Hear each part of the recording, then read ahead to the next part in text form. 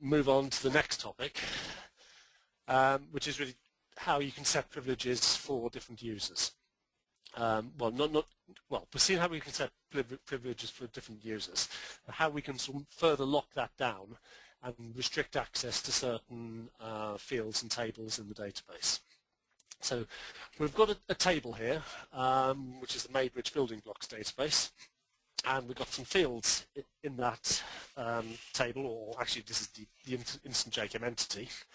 So the entity represents the table in the database, and the field represents a column in that table. And let's say we wanted to prevent any of the structures being edited, but still allow users to go in and edit other information. Well, we can do that by selecting the Permissions tab. And this only has one setting we can change here. We can turn off editing of those values.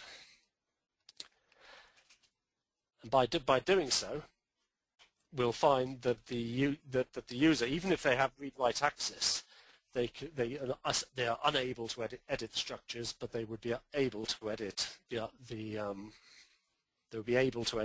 other fields. So this way you can just turn on or off editing of individual fields. If alternatively you just wanted to be able to turn off editing of the whole table, again you can do that. Select the entity, go to the Permissions tab. In this case you've got three different options that you can specify. Firstly, whether editing of values is enabled. So this, if you turn it off, would disable editing of all the fields in that table. None of them would be editable. This one determines whether you're able to delete rows in the table. So if you turn that off, you're unable to delete any data that's already in the database.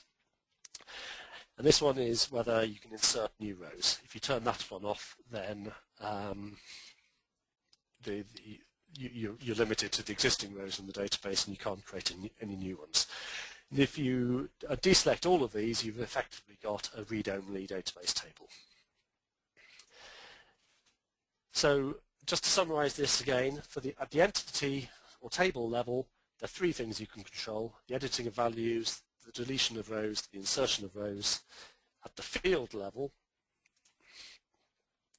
there's just one thing you can control, and that's whether the values for that particular field are editable. So these settings here basically override the access rights that the user has. So even though you've given them read-write access, you can turn off that right for particular fields or for particular tables.